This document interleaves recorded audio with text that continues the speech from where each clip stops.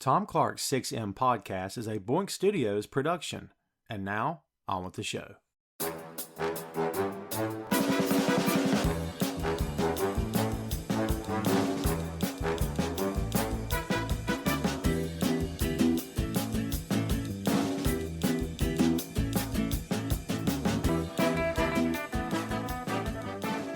Hey, what is up? Welcome to Tom Clark's 6M podcast. I'm your host, Tom Clark. And in this episode, I'm joined by co-hosts Phil Lindsey, Chris Mueller, and Graham Matthews. From the Marvel Cinematic Universe comes one of the most action-packed films of all time, featuring a mysterious character running from his past who is forced back into a life that he's been trying to avoid, all while becoming the hero he's meant to be. We're talking about Shaun Chi. Shaun Chi was created by Steve Englehart and Jim Starlin and debuted in Marvel Special Edition number 15 in December of 1973. The book's title was later changed to The Hands of Shaun Chi, Master of Kung Fu in 1974. Marvel Comics initially wanted to adapt the Kung Fu television series, but the show's owner, Warner Communications, who also owned DC Comics, said no to the offer. Marvel instead bought the rights to the Fu Manchu character and to develop Shaun Chi as a son of that character. Shaun Chi came at a time when Kung Fu and martial arts films were riding a wave of popularity in the United States. As a result, the book was an immediate hit with readers, running for 10 years and over 100 issues. However, the original depictions of the characters in the world of Shaun Chi were wrought with problems. Racial stereotypes were often used, making the books very dated and otherwise unrelatable to a modern audience. But the characters continued to exist in the Marvel Universe and were used in various different books over the years, most notably in the Ultimate Universe. Much of that story laid the groundwork for the film that came in September of 2021. Shaun Chi and the Legend of the Ten Rings introduced the title character into the Marvel Cinematic Universe. Born the son of an immortal warlord named Wen Wu, Shaun Chi is raised to be an assassin following the murder of his mother. But after killing the man responsible for his mother's death, Shaun Chi flees from his father and the Ten Rings organization for a life in America. But he's later pulled back into that life and to the sister he left behind. Shaun Chi's story is one that came at the perfect time for Marvel as the company continues to spotlight a more diverse array of characters. The film itself stars a primarily Asian cast and features an Asian American director at the helm. Shaun Chi and the Legend of the Ten Rings broke box office records upon its release on Labor Day weekend of 2021.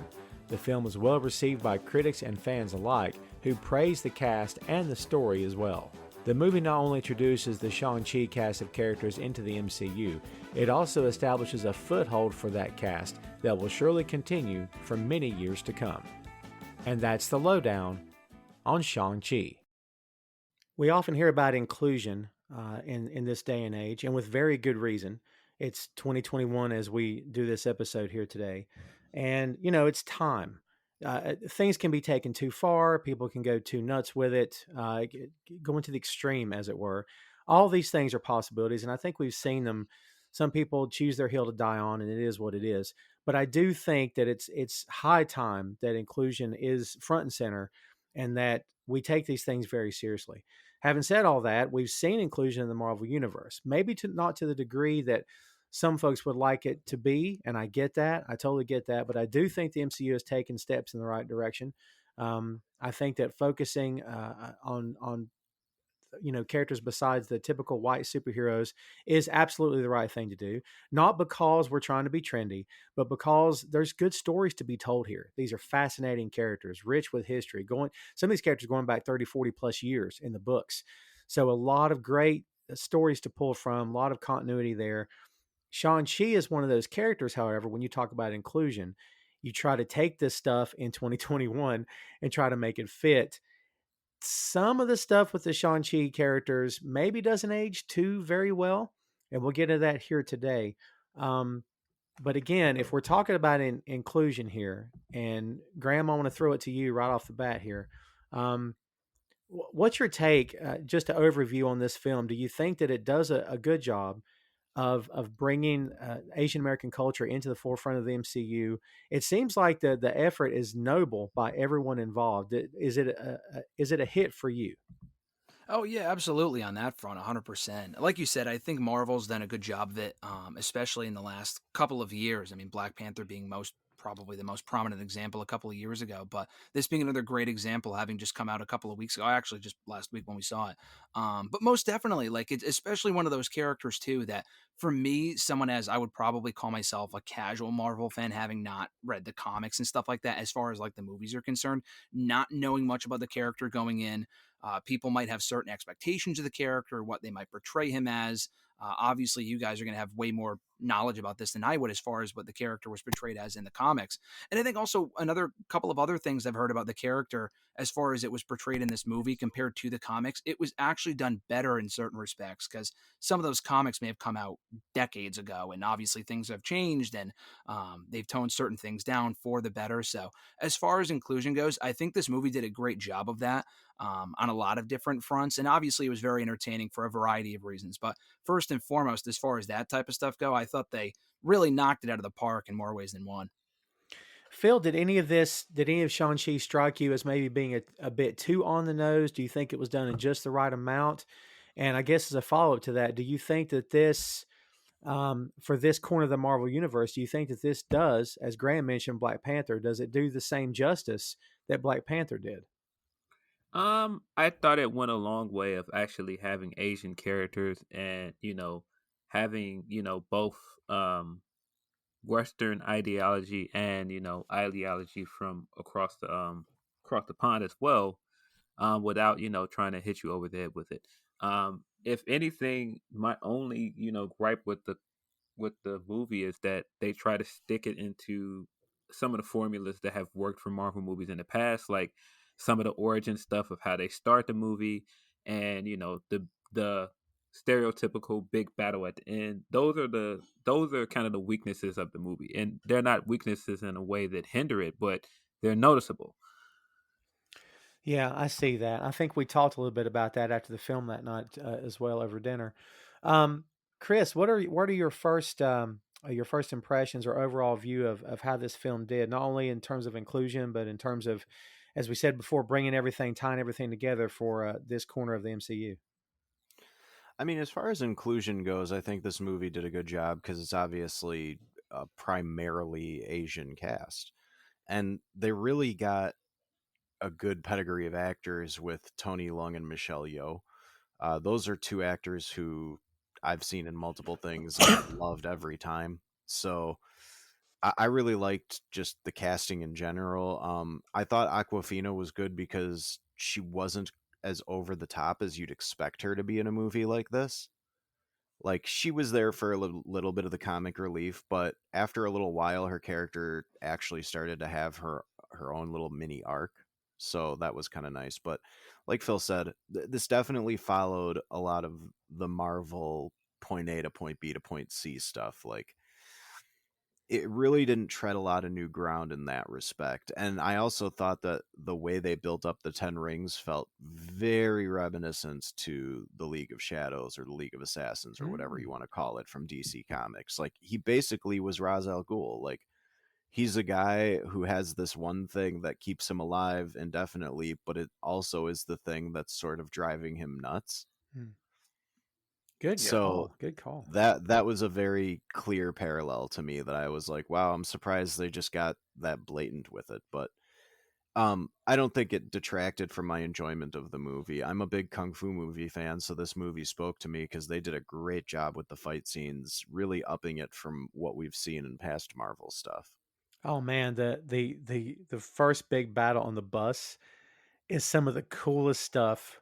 Just as a fanboy in my seat in the theater, I'm really marking out for this. I thought it was just awesome. It was kind of taking your breath away, man. I kept thinking in my head, it's kind of like a wrestling show. How are you going to follow this? What are they going to do now? Because this was pretty freaking awesome. Graham, what did you think about the scene on the bus? That was fantastic, especially obviously the part that stood out to me was the guy on his phone that was narrating the whole thing. Like, what was it? Not TikTok. Was it Instagram Live? I don't know. I don't know what the kids are doing nowadays, but whatever it was awesome. And I honestly had no idea until I watched the breakdown on the movie like a couple days ago. That is the same guy that told Spider-Man to do a flip in Homecoming a couple of years ago. I had no idea. Oh, nice. Really? That's Yeah, cool. it's the same actor and the same guy. I would assume it's probably consistent because Marvel usually does that type of thing, which is awesome. And I guess he was on. The person was talking about how he was on like Jimmy Fallon or something like that. I guess he's a huge like Marvel fan, so for him to be a part of the movies is like a big thing for him. So I guess he's like a notable comedian or whatever. But anyway, the overall scene I thought was awesome, and that was towards it wasn't at the very beginning, I don't think. It was like towards like the middle beginning maybe, but Yeah. nonetheless, it was an awesome scene. It really set the stage for the rest of the movie. And one thing that really stood out to me about this scene and just the overall film was a lot of the shots. And there were, I think we were talking, Chris, maybe it was in the car, maybe it was over dinner, I don't remember, about how compared to a lot of like earlier these type of movies like with the camera shots and stuff and whatever, it didn't give me Kevin Dunn vibes with the amount of like camera cuts that we got. There were a handful of them, more than you would probably want in a movie like this, as opposed to like the long drawn out shots. Chris, you can shed more light on that, but I thought they did a great job of that in this scene and just the overall movie. That was what really drew me in several points. It did. It did kind of come out of nowhere that, and it's per the story that we don't really know this guy's background. She doesn't know that he's a trained killer, has no idea that he's killed before, and then he starts, just throwing down and just I don't even know if he gets hurt in this scene at all or even gets scratched. I mean, he's absolutely laying waste to all these guys. What about to Graham's point, Chris, about the fight scene here? Did you think was it a little too chaotic for you, or was it just the right amount? Well, I mean, honestly, I thought they could have gone even further because I've seen like this felt like a scene right out of one of the Jackie Chan Super Cop movies. Hmm. Because I've literally seen Jackie Chan in a bus fighting guys and like flipping around the little railings and all sorts of stuff. So it really was felt like a straight reference almost to those movies. But yeah, they did have some fight scenes that were a little chopped up, but I thought for the most part you could see multiple moves being done on multiple people in the same shot. It wasn't as bad as some of the other Marvel fight scenes for sure. So, and I think that was something that obviously the director intended. Like, if we're going to choreograph these big, cool fight scenes, let's make sure that it looks like the guys can actually do it. And they did a good job with that. Yeah, I didn't see a lot of what I would refer to as like pulled punches or stuff. I mean, a lot of that's camera work. A lot of that's done in post, I'm sure, speeding up the frames and moving the hands where you need to move them, and everything happens 100 miles an hour anyway. So you get the effect of actually someone getting punched in the mouth. Phil, this fight scene, man, sets the tone for the character of Shaun Chi throughout this film, and you kind of know, like if this doesn't work, and dude, we've talked before about the Iron Fist show, another pod for another time, but that the choreography in that show a lot of times doesn't work because the actor in question just wasn't. There's stories coming out now about he didn't embrace it, he wasn't on set, he was lazy, he didn't learn. Which, not here to cast aspersions, just telling you what's out there, folks. You can go look it up if you want to. But man, if this scene doesn't work, Phil, then you may not buy it for the rest of the film. So this pretty much sets the tone, doesn't it? For sure. And I definitely agree with the Jackie Chan influences. I mean, using this jacket as a shield and then coming out and throwing hands, that is a direct nod to Jackie Chan. He's done it in several movies. Mm-hmm. Yeah, I think the way this scene was done was really, really well done. I really, really like the juxtaposition throughout the movie of Sean coming to America and trying to assimilate and having a friend that is already assimilated, and then her later getting more into Asian culture. Yeah, it's funny because there's that one scene where she says that her Chinese is not I don't want to say rusty, but whatever it was, the line that she used. So she has a hard time sometimes keeping up with them. But yeah, the fact that they both sort of she embraced it, he's embracing American culture, and like you said, she's re-embracing or embracing Chinese culture. Um, we got to talk about the cast here, man, before we really dive into this flick here. Simu Liu in the title role as Shaun Chi. Man, he is all kinds of great. This guy has future Marvel movies written all over him, which I know when you sign with Marvel, you're signing for multiple films. not just one movie. I mean, I think we're talking about, I don't know how many films we're going to get out of this particular franchise, but he's 32. He looks great. He looks like he completely fits the part and inhabits the role. I mean, Chris, what's your thoughts on Simu Liu in the title role here? I thought he did a really good job. I hadn't watched really anything that he'd been in before. I know he was on a show called Kim's Convenience that was pretty popular, but other than that, I wasn't familiar with him. So I went into this sort of just as a blank slate, and I really liked him. He has a good, like, I'm in over my head kind of look to him, Yeah, but at the same time, you never really feel like he's going to end up getting defeated. Like, he has a confidence about him that he carries into the scenes where he's still supposed to be like confused and not knowing what's going on. But I was a little confused because he looks older than what I think the movie was saying he was. So that's what threw me off. I think didn't dude. I was doing the math because I watched the movie again last night because my wife wanted to see it, so we went to see it. And I think when I was doing the math through the movie, I believe I came up to age 28. I think is what they were saying, because in one scene he says he was 15 when he killed the guy responsible for his mother's death, but then another scene she says he was 14, and I'm like, okay, well, she says in one scene that she's known him half his life. That makes him 28 or 29. So I'm guessing per the movie he's under 30, I But believe. the father said, "I gave you 10 years to live your life." So Right. that made me think they were saying he was 24. Right. And I'm like, this dude is not 24. I'm No, sorry. no. And Aquafina doesn't, I mean, she looks young, but she doesn't look 24. No, and honestly, I'm with you, Chris, on what you said earlier about I think she was just the right amount in this film, because I think not that you technically need. She's 33 in real life, so not that you technically need to hold her back per se, but sort of temper her enthusiasm. Graham, what did you think about Simu Liu as Shang-Chi and also as Aquafina? What about their chemistry between these two in this film? Yeah, I thought they were a great duo. I was interested to see how Aquafina would do as well. I have never seen him in anything aside from this movie. I honestly didn't even know what else he was in prior to this movie, so I kind of came in this with a blank slate. But just from the get go, I mean, first of all, the guy looks great. He fit the role to perfection. But as far as the acting goes, I thought he did an awesome job. As far as she goes, I thought she was the perfect amount of funny. Like, we had comedic relief in this movie, as we do in pretty much every Marvel film. It wasn't overdone. It wasn't not funny. I thought she was entertaining. I've never seen her show before. I've only ever seen her in the second Jumanji movie that came out about a year or two ago. And I thought she was funny in that movie. So I was interested to see how she wouldn't be in this movie. And after watching the initial, I don't know if it was the first trailer, but when they showed parts of the bus scene and they kind of showed some signs of chemistry in the trailer, I'm thinking this could be interesting, but I don't want them to go too overboard with her and have her overshadow, like with her comedy and whatever, overshadow him or the backstory or the action or whatever. And they didn't do that at all. Like Chris was kind of saying earlier, she was toned down a little bit. I thought it was the perfect amount of comedy in the movie just from her and every other character in the film.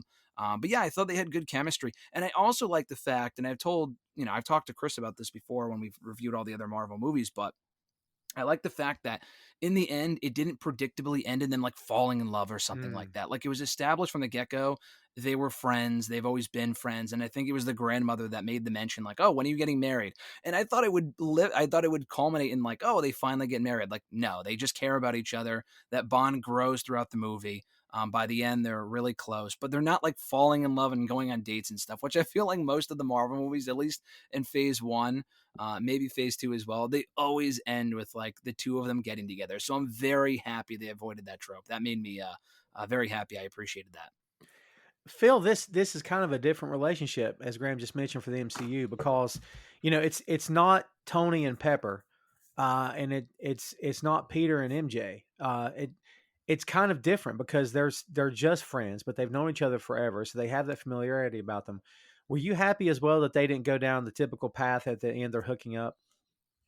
I am, but I also think that there's this weird thing with American movies and Asian actors where they don't let the Asian lead have any love scenes. That is a thing. I don't know why it's a thing, but I've noticed it a lot. And it's like I even asked an Asian friend about it, and he was like, "Yeah, that's absolutely a thing." I was like, "Okay, so it's not just me."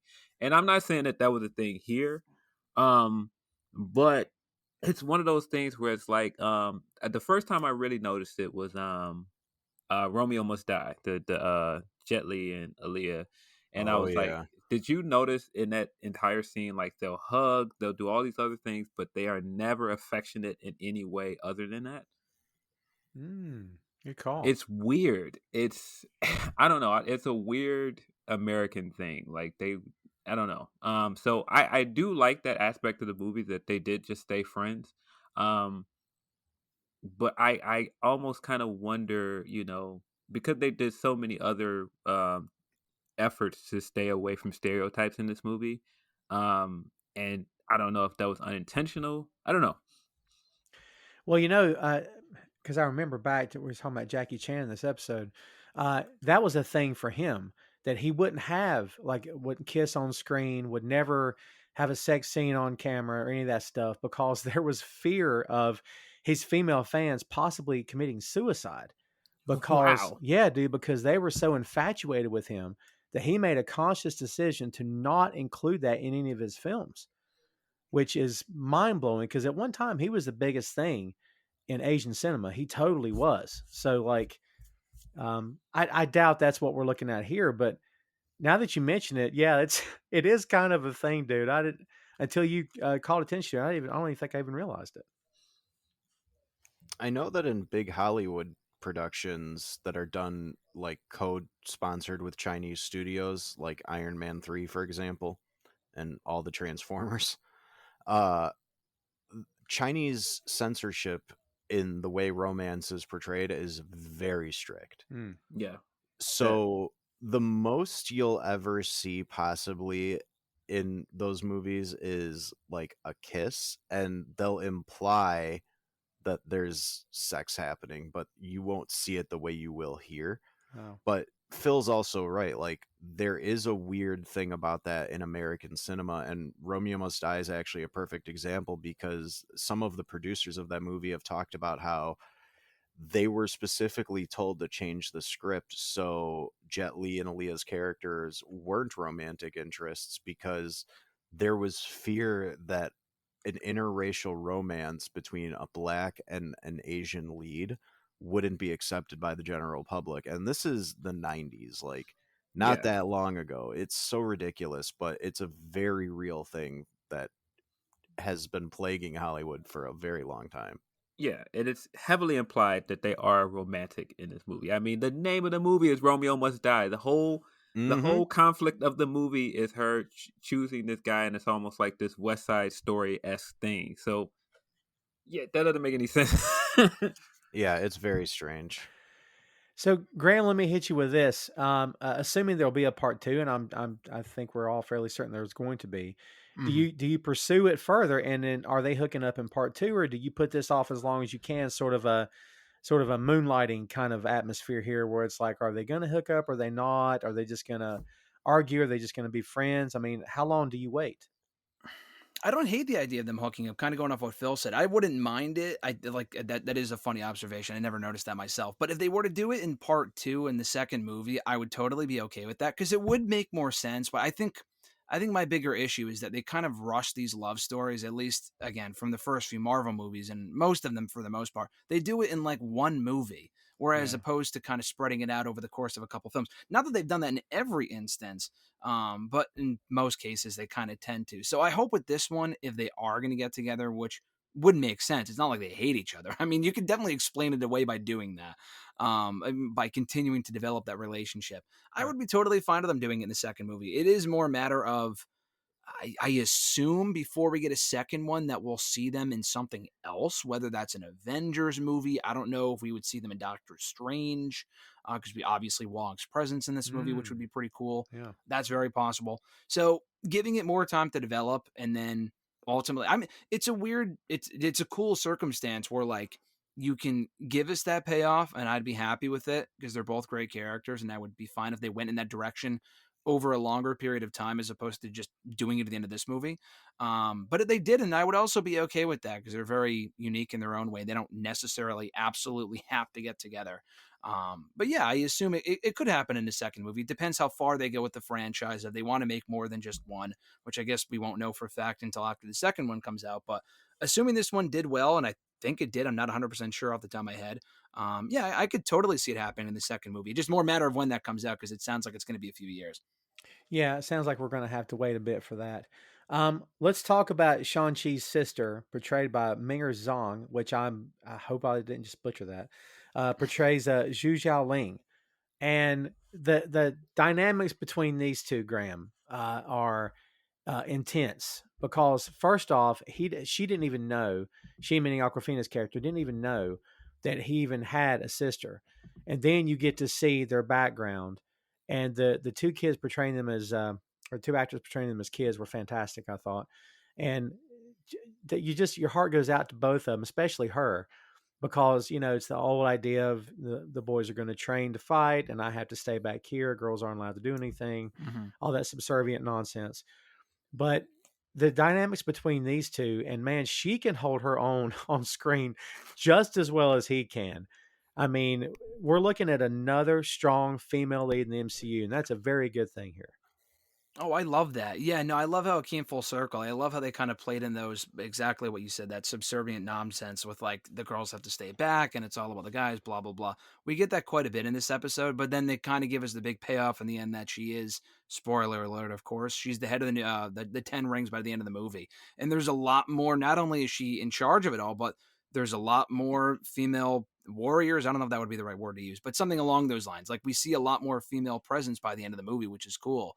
But yeah, no, she was a badass. I thought most of the characters in this movie, for the most part, were great, well portrayed, not like stereotypical nonsense. And if we did get that, there was a reason for it, and it paid off in a certain way. But yeah, her in particular, I thought she was great and totally a badass, especially in those fight scenes down the road. And she was great. I thought that was really well done. Yeah, I think those two working together and saving each other. And again, Marvel ties everything back together. There's the scene where he's hanging off the dragon and she says, "Just let me go." And he said, "I'm never leaving you again." And that's Mm-hmm. just, man, if that doesn't tug your heart, I'm sorry. You don't have a soul. I'm sorry. I just thought it was the perfect line for the perfect moment. And yeah, the fact that it's funny because, again, went to see this with my wife, and because she has to tolerate all the pro wrestling talk from her husband all the time, at the end of this, she looks at me and she goes, "Oh, so she's going heel, I see." And I told her, I said, "I couldn't possibly love you more than I do right now." So, um, so Phil, talk to me about this actress and about the job that she did in this, and the threat that maybe exists past this film, because the Ten Rings look like they're not going to miss a step. Do you think, Phil, that we're looking as this villainous of an organization, or is she going to take it possibly in another direction? Do you think? I definitely think she is going the villain route with this. I think helping Shang-Chi ended up being a means to an end to both topple their father and deal with you know the calamity that he started. So I definitely think she always had her own motives. Mm. As for the actress herself, I think, did I read correctly that this is her like major film debut? Yes. Yeah, and that's pretty impressive. I mean, just everything she did here, she was fantastic in all the action scenes. She was fantastic in all the dramatic scenes when she needed to be. And I think I also read like she was like one of the Mandarin coaches on the set, Mm-hmm. which is, I mean, man, can't say can't say enough about how much she did here. Then I guess. Yeah, she was actually born in China, and funny enough that we didn't really cover this, but Simu Liu was actually born in China, but he's a Canadian citizen, um, Yeah. and listed as Canadian, which is, I don't want to say weird, but it's not what I expected when I started looking up information here. Chris, what about the idea that Zhu Xiaoling has her own agenda? Are you buying what Phil just said, or do you think that it will become something else? I don't know what they're planning on doing with it, but Marvel has not had a ton of good female villains, and I Mm. feel like if they wanted to go that route with her, she could really sink her teeth into it, because she was good in this, and they established right away, like, she's running that underground fight ring. She's not exactly a law-abiding citizen the moment that we Good meet call. her. Yeah. So she already has this network of people in place that she clearly is bringing into the Ten Rings now. So I could see her just maybe deciding, like, I'm gonna just pick up where my dad left off, and if Shang has a problem with it, he can come try and stop me. But yeah, like, that kind of feels like maybe what the second movie will be, is him trying to either redeem her in some way or just stop her. Graham, I'm envisioning this character sharing the screen with Madam Hydra, and just the witty banter they could have back and forth. Are we looking at a possible big time heavy hitter in terms of a female villain in the MCU? We could be. I didn't really think about that when we saw that post-credit scene, but yeah, they might have bigger plans for this character than I was originally anticipating. For sure. I mean, it depends on how far they want to go with this. We've seen a lot of like even am I thinking of Sharon? Yeah, no, yeah, Sharon Carter at the Yes, end of yes. Falcon Winter Soldier. They kind of set her up to be like a potential heavy hitter as well in the MCU going forward. So I like that. We haven't really seen too much of that so far up to this point in the MCU, but that's like two major female potential villains. Just pure speculation so far in the span of just like 6 months. So for her specifically going forward with this franchise, yeah, she could be an absolutely awesome character. But the potential crossovers there and what else she could be involved in beyond the Ten Ring stuff is, I think, unlimited. So yeah, I'm looking forward to seeing what more she could do from here. I didn't really think about it until you said it, as far as what more they could do with her. But yeah, I think she could be more than just like, oh, the next bad guy for the next movie. No, this could stretch along a lot of different potential franchises in the entire MCU on the whole. So yeah, I'm excited for it. So we had to talk about Daddy Dearest because we kind of danced around, and Chris has already mentioned his name. Um, Graham, I'll start back with you again. Tony Lung, as well as what we believe to be the Mandarin, but Yeah. he sets up an amazing twist that I can't sit here. If I sit here and say I knew that was going to happen, I'm lying. So I'm not going to even pitch that to you. But man, once again, dude, we have what turns out to be a sympathetic villain in the MCU. Somebody you really want to hate, somebody that you think, oh, he's got the worst motives, he's a killer, he's this, he's that.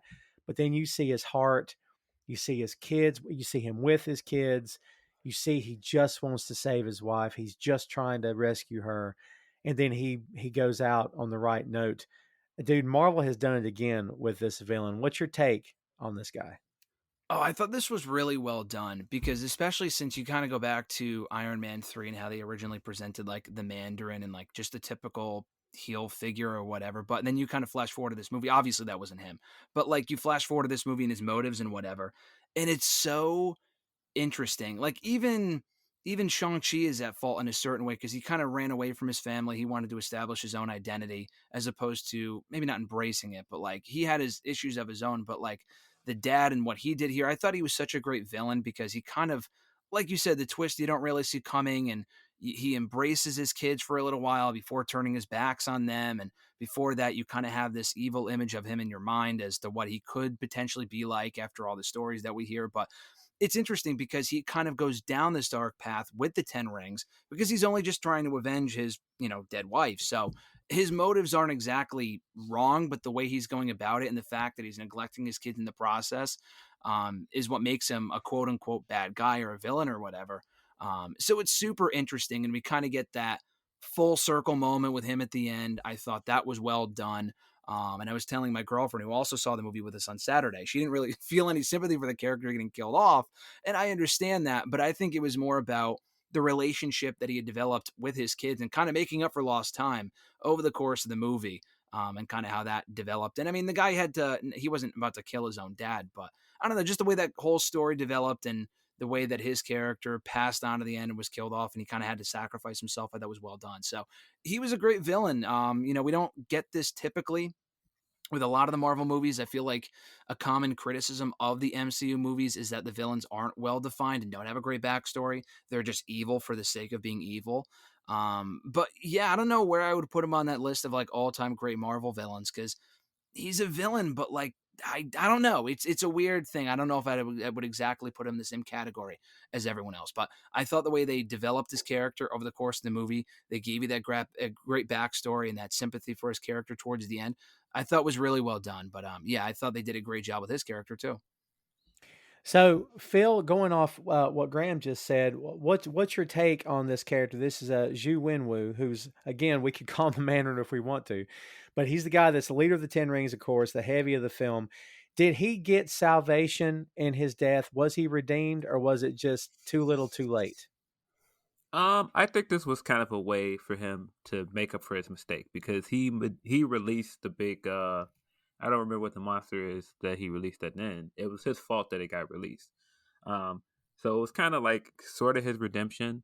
But you know, in my opinion, Wenwu is the best character in this entire movie. He has the best story arc throughout the movie. He has the most character developed, and I just think they found a great way of using the Mandarin in an interesting way and getting away from the actual Mandarin character.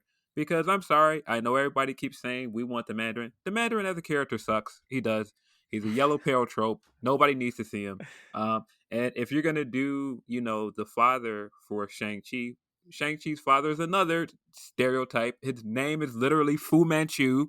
It, so we don't need those two characters, and I thought they found a way to use Wenwu in a way to fill the void for both those characters and do it in a much more interesting way. And talk about a character, the story arc. I love that you mentioned that. And Chris, that's gonna take me to you here. The story arc for this guy is that he had all this power. He couldn't get enough power. He was searching for something. Well, turns out, kids, he was searching for love, and he found it. So we got. I'm just saying, he filled the hole that he had, got his family, and he put the rings in a box. And as soon as he let his guard down, Chris, here comes the bad guys, the blood debt, and all that stuff. Had he not put the rings in the box, his wife doesn't get killed, but he also maybe doesn't have that story arc, doesn't have that character development. What's your take on Phil's point that this guy's got the best story arc in the film? Oh yeah, they made him a very interesting character, and I mean, just they couldn't have gotten a better actor to play him. Yeah. Tony Leung is just so good, and to see him get a chance to actually do an English language movie for once, but still get to speak Chinese Mandarin specifically, was nice, because he's pretty much only done Asian cinema up to this point. I think this might actually be his first primarily English speaking movie. Wow. Even though I know for a fact that he does speak English fluently and always has. It's just one of those things where like he's just always had his career over there. But yeah, the Mandarin character, if we want to call him that, like it was necessary for them to do something different than the comics, and they found a good way of integrating parts of the backstory without all of the offensive stuff. Right. So yeah, I'm a little sad that he died, but at the same time, like, he is still a villain in this movie. Like, I know he sort of gets a little bit of a redemption arc at the end, but he's still the guy that sent his 14-year-old son to kill somebody. Like, Yeah. you only get so many chances to do the right thing. If he's been around for 1,000 years, who knows what other stuff I mean, didn't they kind of imply that he was Attila the Hun? Oh. Sort of. I mean, he definitely, Or conquered was and it waged. or was it Genghis Khan that they were implying he was? Like, they implied he was one of the famous warlords. Wow. So I don't know, but Yeah. I kind of wish we would have gotten a chance to see his character again in the future, because he's definitely cool.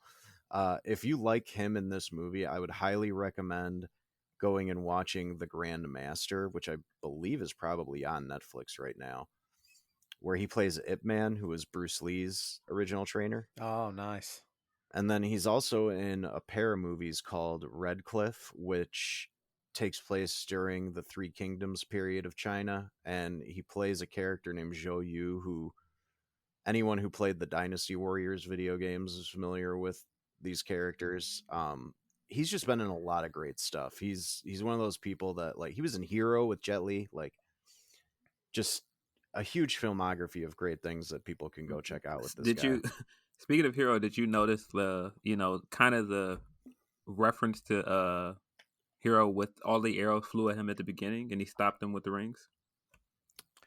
Nice. It didn't really I didn't really stick out to me, but now that you mention it, yeah, that probably was a reference, because there was multiple scenes in Hero where there's like arrow tracking shots with just hundreds and hundreds of arrows flying. It looked really cool.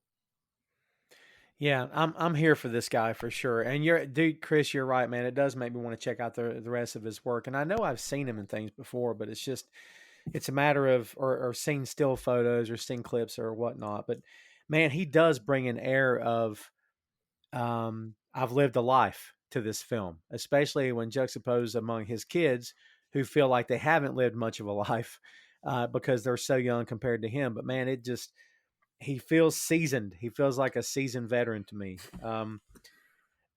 So this is a secondary character, but we got to talk about him. And honestly, I didn't even, through the beard, I couldn't even tell that this was the guy that played Victor Drago in Creed 2.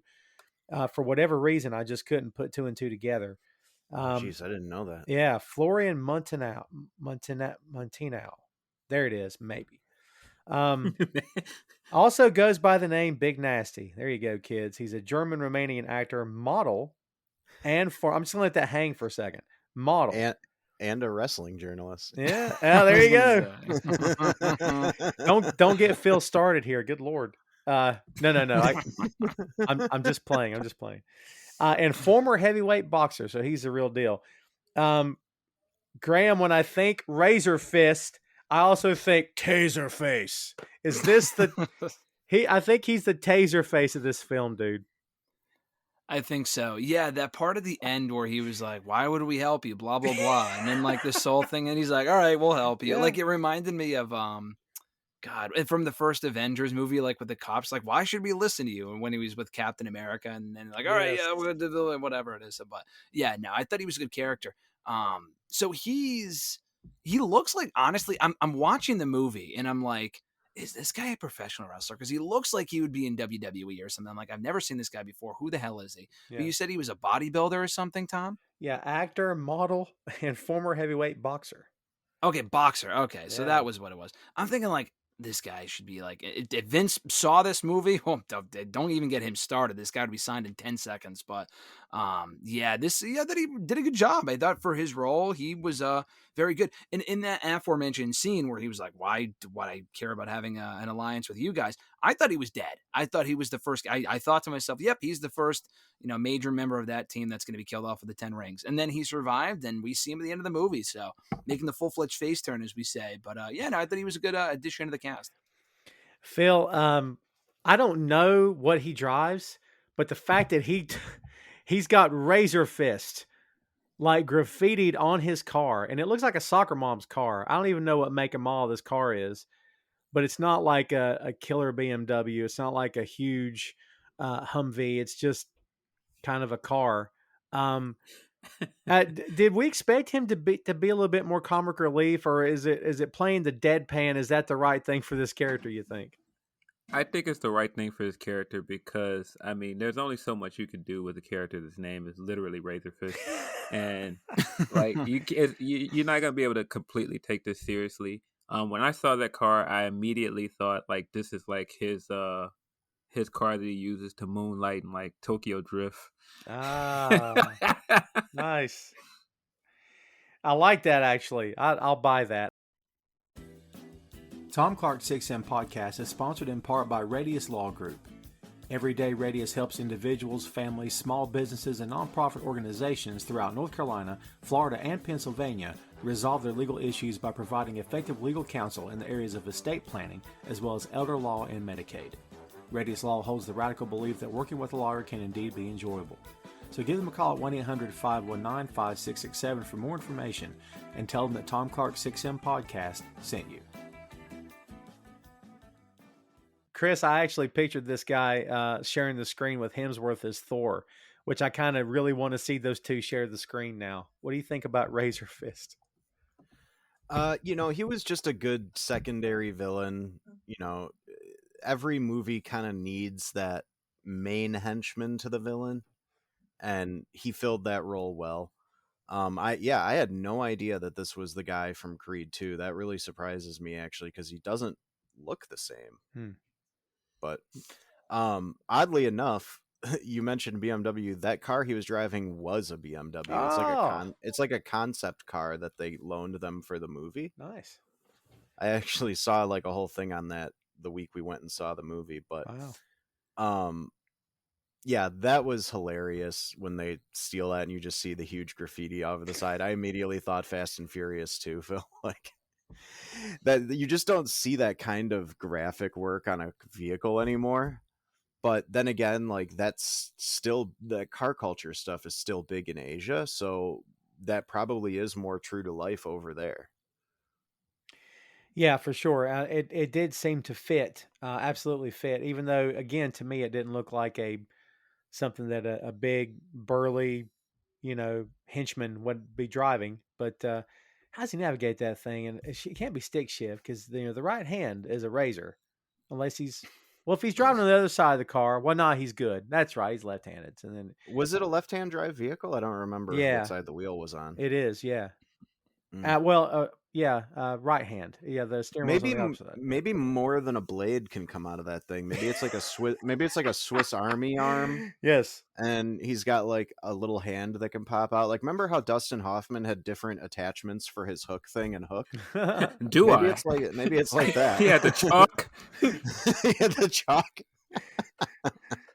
This guy could have like a spatula, or whatever, tongs, whatever he needs. Speaking of earlier, we were talking about strong females and everything in this movie. Two women to talk about is Fala Chen, who played Ying Li, Wenwu's wife, and we see her in the beginning, and then we see her in flashbacks as the movie goes on. And then of course the great Michelle Yeoh, which I don't want to mispronounce anyone's name here. But man, to me, as the aunt of Shang-Chi and Xu Xiaoling, right? I thought she was fantastic. Phil, talk about the pair of these ladies and what they did for this film. I thought they both were great in their roles.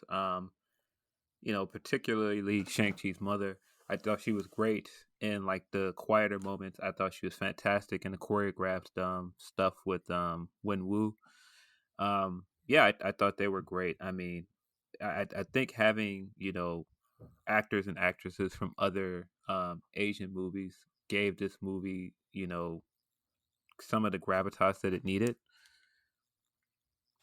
Yeah, for sure. Graham, what about these two working in this film? I was going to say working together, but that's not really it. The idea that these two bring, I'm going to say, an air of sophistication. I think that Wenwu brings again that age, that wisdom, that brutality, of course, because of who his character is. But these two bring class and sophistication to this movie for sure. Yeah, no, absolutely. I think that's another cool element of the movie and how they kind of differ from most of the other characters and the chemistry they have on screen as well. I can't really say much better than Phil just did. I think he kind of just nailed it. But no, I completely agree as far as like that. I think sophistication is the right word to use in this case. But no, for sure, especially compared to all the other characters we've discussed so far. I think they just do a great job, and I think it's one of the better parts of the movie as well. So, Chris, on that note, when we're talking about these two, one of the cool things, and again, kids, if one of the M's in the 6M is Marvel. Duh, you guys should know this by now. But the idea that Marvel ties things together, the fact that his mother they were doing Tai Chi when he was a child, and she was actually showing him how to command the 10 rings is insane to me, and that he would recall that at the critical point in the film, which, if you only have a certain number of memories with someone that passes as a parent, you hold on to them for the rest of your life. That's a fact. So the fact that he recalled that and it was perfect, dude, I thought that really tied in well with the character's origin and with the fight scene at hand.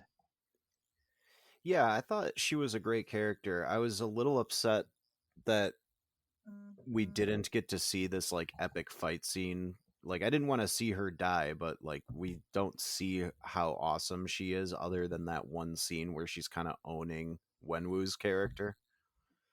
So like Yeah. it feels like she was one of the best fighters they had and we just didn't get to see it too much. But I really liked her. I am not familiar with her very much as an actress, so I didn't have any like notions going in as to whether she'd be good or not. But she did a very good job. But Michelle Yeoh, she was like, I wanted her to be in the movie more than she was, even though she was in, like basically the second half of the movie. Mhm. But she's just such a great actress. I love her so much. She's in so many things that I've liked over the years, like Crouching Tiger, even the second Crouching Tiger movie that they made just for Netflix. She was just in that Gunpowder Milkshake movie with Karen Gillan. Mm. But it's kind of funny that like she's one of also the few actresses who's now played two MCU roles because she was in Guardians 2 as Aletta O'Gord. Nice. So you mentioned Crouching Tiger.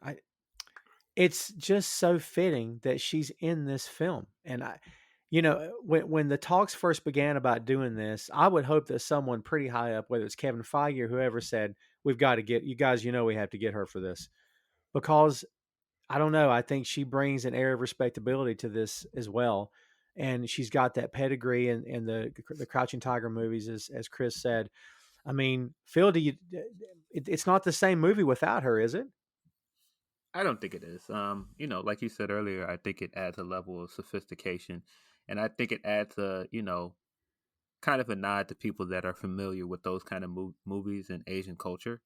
And definitely, I'm not gonna sit here and speak for Asians, but maybe they're looking at this like, oh, well, this person's in it, then that makes me want to check this out. Interesting, interesting. I mean, it's a valid point. Is that what's in their heads? I don't know. It's a valid point. Um, we've got a pair of people to talk about here. Benedict Wong returning as Wong. Wong is always great. This guy could do anything in the MCU, and I'm here for it because his low key delivery, his very matter of fact dialogue, he's always on point. Whether it means to be or not, he's hilarious without even cracking a smile. He's so good. And then, of course, the surprise that we mentioned earlier, Trevor Slattery has returned to the MCU. Ben Kingsley is the freaking man. I don't know if I could even do this justice, Graham, but I love seeing Wong in this, obviously, because the tie-in to the Doctor Strange and also tie-in to the MCU, the regular MCU that we're all accustomed to now. But also Trevor, I love that he's back with us, man. What do you think? Yeah, I was pleasantly surprised that Wong had. I mean, obviously he wasn't a major character in the movie, but we all saw the trailer where he was fighting Abomination. So I thought, okay, that might be it. Because I was talking to some people going into this movie, and they were thinking, oh, hopefully Abomination has like an extended role, and he was in it for like 10 seconds. So Yeah. I thought after he disappeared with Wong, I'm thinking, okay, we're not going to see Wong again. But we did later on, obviously at the very end in the post-credit scene, which is great. Like you said, Tom, I love Benedict Wong. I think the Wong character is just awesome. I'm glad we're getting to see more of the Doctor Strange characters and all these different properties. And obviously, the second movie's coming out next year. So, him being the one to kind of bring them into the overall Avengers, MCU universe, whatever, is awesome. So, he was great. Trevor Slattery, Ben Kingsley coming back as Trevor Slattery. I thought he was great. I didn't know that he was going to be in the movie. I completely forgot about his involvement with the Ten Rings and everything else. I wasn't expecting him. Obviously, I probably should have realized that going in. I was talking with Chris about it on the way to the restaurant as far as whether they announced him, and they did. I must have missed that. So I didn't know he was going to be in the movie. They revealed him like halfway through. He had some of the best like liners of the movie from like the Planet of the Apes thing was one of the best back and forth conversation scenes in the whole entire movie, where he thought like the flying apes were real and stuff like that was just great. That was funny. The whatever that creature was, that chicken butt thing or whatever people are calling it, where he didn't think that it was real until they saw it too. That was funny. And then him playing dead at the very end. I was disappointed that was the last that we saw of him. Obviously, he's still alive. I don't think we saw him at the end when they were like, maybe they died. We've only seen the movie once, so I got to go back and really check it out. But maybe he was there when they were doing like the lake scene with the candles going on the lake and whatever. I didn't spot him. But yeah, I want to see more of him. I was hoping we would get like a funny post-credit scene explaining where he's probably sticking around the Ten Ring stuff. I would have to imagine. We didn't see him though. I would have to assume that he's there, but he was a highlight for me because I loved his role in Iron Man 3. Like I said earlier, I've only ever been a casual Marvel fan as far as the movies go up until recently. So the whole Mandarin reveal back in that movie didn't bother me as much as a lot of the diehards did at that time 8 years ago. So the fact they brought him back, used him the way that they did, he was integral to the plot later on. It wasn't like a one-off cameo, but just the idea that he's been imprisoned or either in jail or with the actual Mandarin and whatever for the last 10 years, because that took place in 2013 Iron Man 3 did, and this is, you got to remember, 2023 in the MCU or 2024 or whatever. So he's been in prison for like a decade. So yeah, loved his role, love him. And I thought Wong was great too. They were two among my favorite characters in the movies. And then also the karaoke scene at the very end was the cherry on top. Very good stuff. And he was in that scene. He did put a candle in the lake. Oh, he did? Yeah, Okay. for sure. Okay. He's there with Maurice, I think. The pig chicken, I think is what she called him. So oh, big chicken. Okay. yeah, he's great. And if they're 5 years ahead of us, ahead of normal time, so they're in the year 2026. So technically speaking, yeah, it's been, when you add the time of the snap that they lost in there, then yeah, man, that really does move the clock ahead. Phil, what about the return of Trevor here? It's a nice little callback, as Graham said, to the fans who were all kinds of upset that he wasn't the real deal in Iron Man 3. I mean, I love that he's added to this film, dude. Yeah, long live Trevor Slattery. I've always liked Trevor Slattery as a character. I don't care about people who are mad about Mandarin. Again, Mandarin sucks. Quote me. Um, uh, so I was happy to see him again, and I feel like this phase of Marvel movies has kind of gone back and redeemed all of these other things that people are like, "Oh, I kind of hated this movie. I didn't like this movie." WandaVision has picked parts of Age of Ultron and said, "Look, these things are great because we're doing character development based off of it." I feel like we've seen the same thing with Loki and Dark World, and I feel like this did the same thing with Iron Man 3, where it took a character from Iron Man 3 that everybody hated and brought him back in a funny way. Nice. So Chris, when it comes to Trevor, this is a guy that you could bring back anytime you want to, pretty much in any film, and he's going to chew the scene every time he's on it and just be great. I mean, you save this guy, you save Kingsley for as much as he's willing to do, bring him back anytime you want to, right? Oh yeah, I'm totally here for Trevor Slattery. This was the perfect follow-up to Iron Man 3 with his character, and as soon as they heard the kind of growling noises he was making, I was like, it's Kingsley. I love it. And they walked in and he's just like got this whole setup and he's just doing shows for them every day. It's just perfect. And man, Ben Kingsley, like, I think he is so underrated as a comedic actor because everything he's known for is dramatic. Like, he's Gandhi, for Christ's sake. Yeah. So to see him get to do more of what he did in Iron Man 3 in just a couple scenes was really funny. And I was very happy that he was in so much more of the movie than I expected, because I was thinking 2-minute cameo at the most, and he ends up actually being there for like the bulk of the second half. Yeah, he does. And I just, not that the film needed to be lightened. It was already fairly light anyway for various other reasons, but man, he just brings another element to it. Again, Yeah, as you said, I'm definitely here for that. You know what it did? He actually sort of took over the comic relief role from Aquafina once her character started to get a little more serious. Well done. Yeah. So it was like this nice transition where you still have this light atmosphere, but it's a different character providing it. Yeah, the other thing I think that is great about the Kingsley character, both here and in the Mandarin movie, is because the Mandarin movie is the Mandarin character is a stereotype. I feel like he also kind of did this thing where he is apologizing to the character in real time and to the audience for kind of doing, whitewashing an Asian character, an Indian character, and other things. And I think that's an interesting way to look at it, using Kingsley in that way. Yeah, it brings it full circle, no doubt about it. Well, there's your cast, kids. And it's, as far as the movie itself goes, we're not going to go scene by scene here or anything. That's a whole other hour and a half, I'm sure. But in terms of the story, we get to was it Tai Lao? I don't want to mispronounce the name of the village that she's originally from, but we actually get to go there and during the course of this film. And there's dragons and there's like demons being held from like interdimensional portals and whatnot. This race has been alive for thousands of years. They talk about battles in other dimensions, spanning the dimensions. Once again, Graham, we're getting talk of interdimensional stuff here, which is the multiverse, perhaps. I mean, it seems like all the steps we're taking now with the MCU, starting on the Disney Plus series and now going to the big screen, this multiverse thing is going to be a whole lot more maybe than we even thought. And we already thought it was going to be big. Is this, do you think, going to play into it at some point? Yeah, I think so. I was a little worried, like when we started getting the multiverse talk. I mean, it was first initially teased back at Far From Home, I want to say, then the second Spider-Man movie a couple of years ago, and now we're finally starting to see it be put into motion with Loki and all these other titles and WandaVision and this movie and everything else.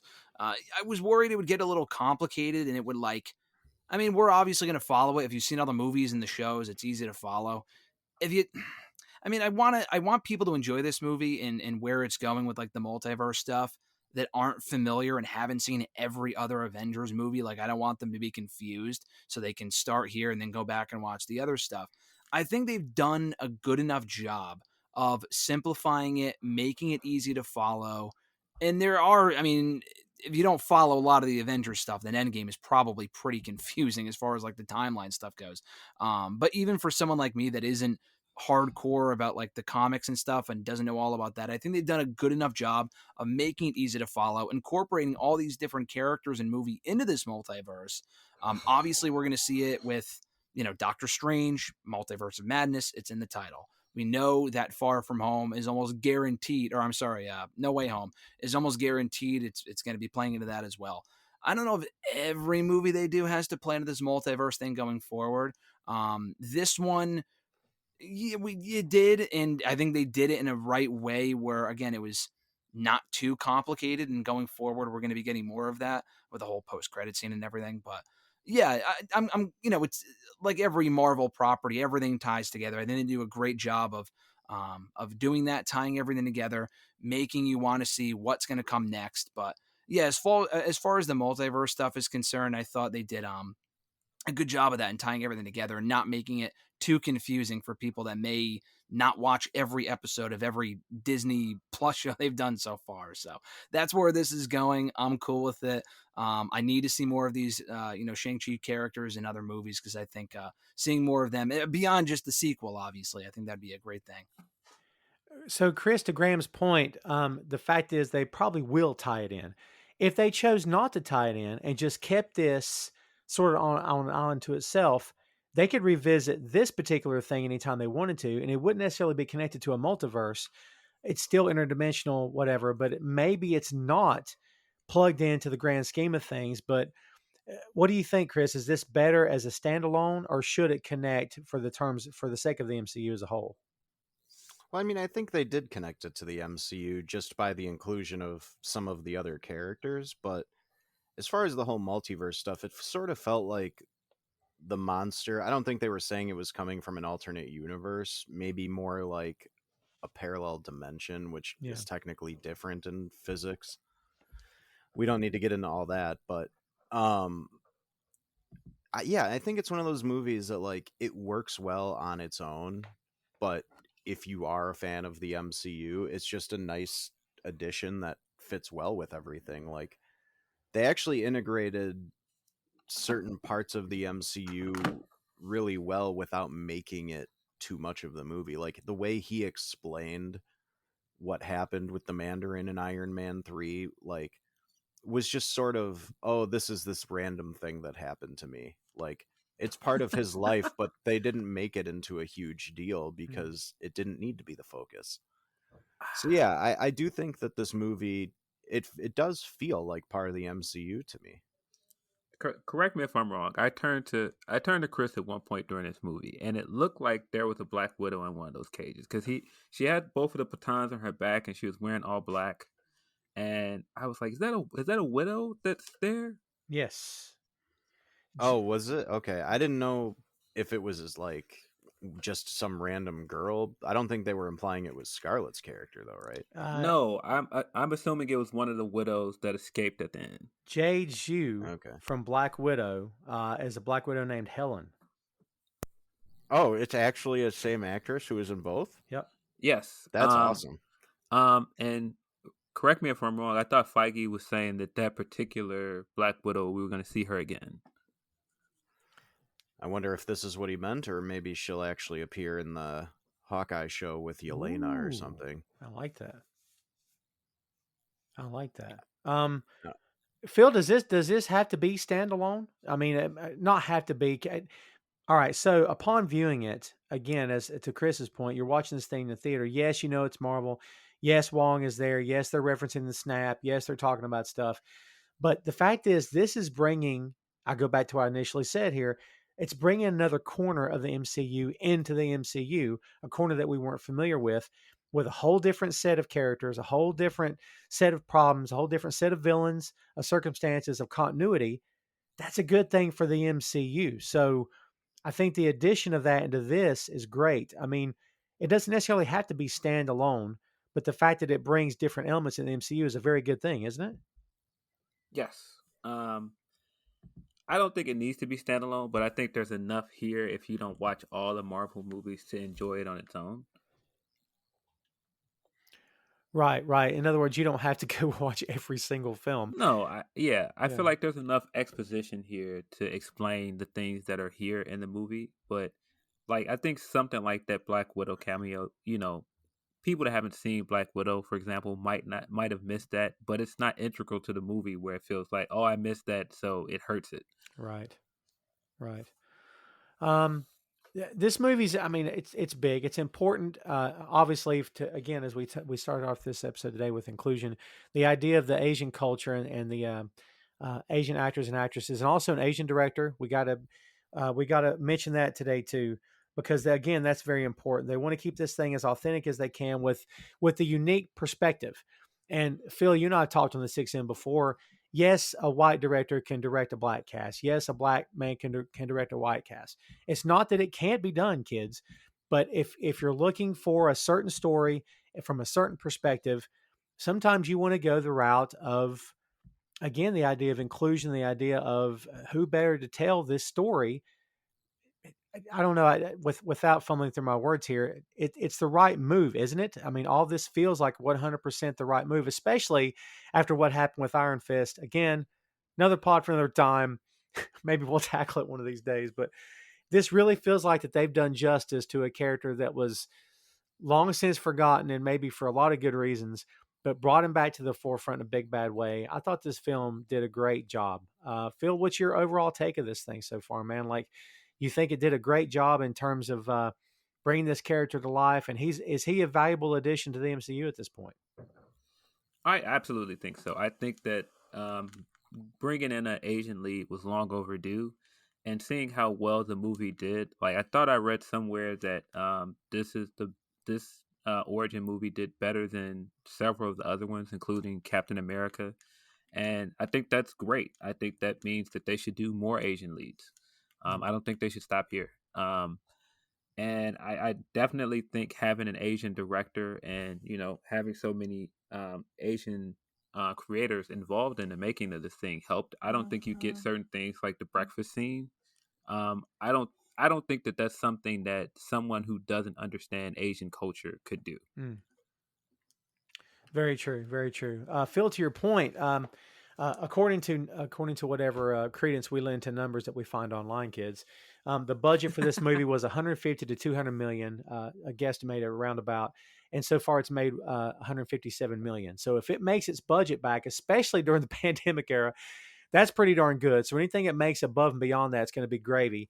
And as we know, this thing was released in theaters first, and this time not on Disney Plus, which was a factoid when that information was released. I wasn't too happy, but the good news is we all got to see it, and furthermore to meet and physically hang out, and watch the film. Um, Yeah. Correct me if I'm wrong. It hasn't been released in China yet. oh, good point. So I think once it releases there, it's gonna make another huge boost in income. Yes. I can't tell you where it has been released. I mean, domestically, obviously, but internationally, I'm not sure what countries it's been released in so far. Do you want to have that information? No, I have no idea. Yeah, I just know it hasn't been released in China yet, Hmm. and I think once it does, it's gonna make a lot of money. Um, yeah, it'll be interesting to see what happens next. Graham, in my head, I'm sitting here thinking about, again, we talk about inclusion and representation and whatnot, but we're going to see a Muslim hero come to the forefront. We're going to see, I mean, the Marvel Cinematic Universe or Marvel Universe, excuse me, has Latino heroes. I mean, at some point, we're going to have that happen. I mean, this is, again, for any of us, certain number of us are in the bag for the MCU because we're fans, obviously. But at the same time, we do recognize weak points, and one of the weak points for a while was, man, this looks like a lot of the same guys. But then Black Panther comes along, we get female perspectives. Now we got an Asian perspective. I mean, Graham, this thing feels like it's. I mean, the MCU we knew was already huge, but it feels like this thing's going to become all encompassing in terms of including everybody they possibly can here. Yeah, infinite possibilities. And I mean, everyone's going to have something to complain about, but people saying, oh, it's forced, you shouldn't make a character or make a movie about them just because they're Asian or whatever. But like, I would almost argue that obviously, I think a lot of people would agree it's too late. Like, I think this should have been made a while ago. Mm. The fact that we had our first female led movie in Captain Marvel, I mean, I think it still should have been Black Widow first, but that's a whole other discussion for a different day. The fact that it happened almost well after 10 years after the MCU kind of started is ridiculous. I mean, better late than never. I'm glad we're finally getting to this point.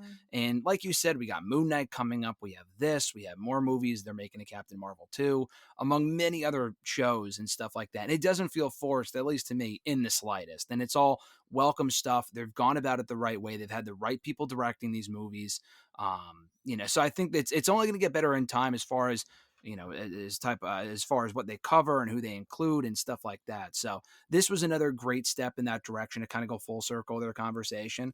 And I'm excited to see what they could do next and what else they take on and how they go about it. And their track record so far is pretty strong. So I trust that with whatever movie or character they go with next that we're not currently familiar with as far as what hasn't been announced yet. I trust they're going to have a good take on it and make it a good movie as this was. So, Chris, I'll throw this to you here. In terms of how they've done so far, and the fact that this movie does come off extremely well, it doesn't feel preachy, at least from where I'm sitting. It doesn't feel like it's on the nose, not to me. Um, do you think that again, the pace is obviously going to pick up now? Um, are they going at the right speed at this point? Do you think, and is everything coming together pretty well for the MCU? Do you mean in terms of representation? Yes. Yeah, I mean, we also have to remember the source material where this stuff is coming from. The majority of superheroes for a long time were all just white. Right.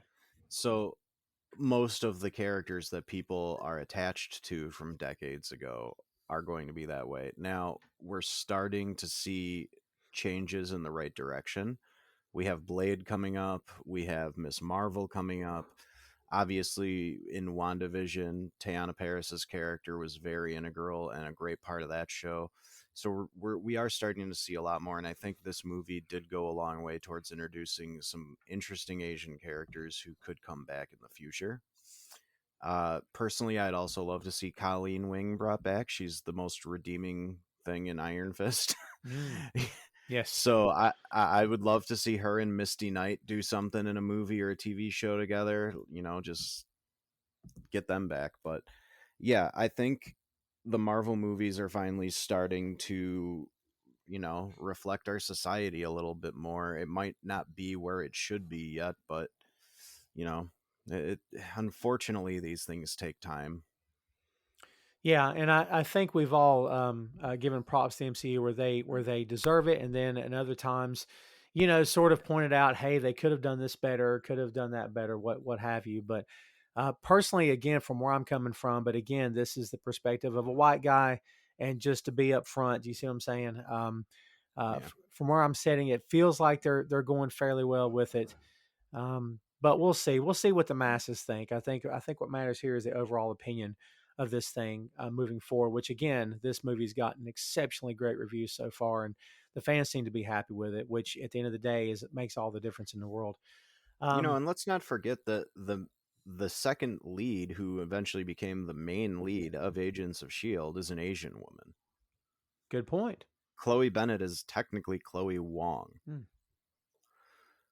So, there are characters that are existing that I think the MCU would be very smart to bring back. Like, I'd love to see Chloe show up again in Marvel, her and Coulson doing something together, but, it is what it is. Yeah, and this all goes back to the idea of all this continuity, and now there's MCU continuity. We always talked about continuity in terms of the books, which still exists, obviously, still moving forward. But now there's continuity in the MCU itself, which means there's plenty of characters to draw from, and a random character from a random Shield episode could show up in a big budget movie, and we all go, "Oh my God, there she is."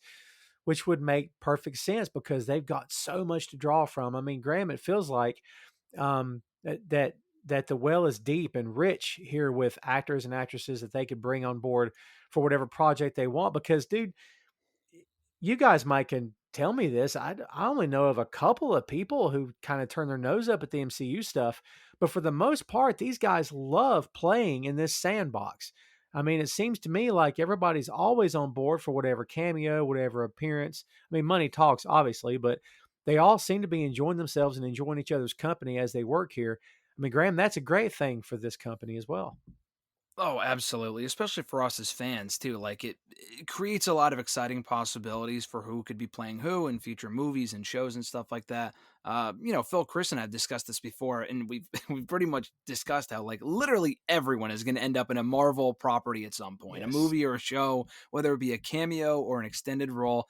It's going to happen. It's just more a matter of when, and it's only going to improve over time. Like you said, Tom, like there may have been certain people in the past that and that superhero stuff may not be for me, but the more and more and more it gets ingrained in like the pop culture and stuff like that, media and whatever, they're gonna be like, well, maybe I'll think twice about it, maybe give it a shot.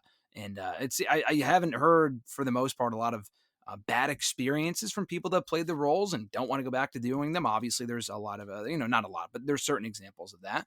But for the most part, it seems like a lot of these people that they get to sign on to do these movies, like a Jeff Goldblum or someone like that, knocks it out of the park, and they cast them in just the perfect role. It's not just for the sake of getting them in these movies; it's for the sake of casting them for the right role. And more often than not, they're a great fit for whatever character they end up playing. So I think it's not just because, we're not going to just see more celebrities and more familiar faces in the MCU movies for the sake of doing so. But I think it's only inevitable before we see more notable names play these roles and do a good job of playing these characters. So we could see more people that we're familiar with be incorporated into the movies going forward. And it's not all just people that we're familiar with. There's a lot of, like I said, the main person who played Shang-Chi in this movie, whose name escapes me at the moment. He did a great job, and now I know who he is, and if he's in something else, I'm going to want to go see that. So I think Marvel does such a great job of kind of mixing up the pot a little bit of people that we're already familiar with, like an Eternals cast. There's a lot of people on that cast, like A-list celebrities and stuff, but then also bringing in actors that haven't really done too much that then make a name for themselves. I mean, for wrestling fans, Dave Bautista being one of them. I mean, the guy was not really an established actor at all, and he's done amazingly well for himself since Guardians, as just one example. So yeah, they always do a great job of it, and I think the possibilities are endless as far as who else they can bring in going forward. And go ahead, Phil. I can't believe I haven't mentioned this, but to tie in our reason for going to see the movie together, any guesses who has written Shang-Chi at one point? Oh, is it Punk? It's CM Punk. Shut up. Really? No way. Awesome. That's crazy. Because he's done some work with Marvel in the past few years. Yeah, he wrote that. I think he wrote some Thor books. That's so cool. I did not know that.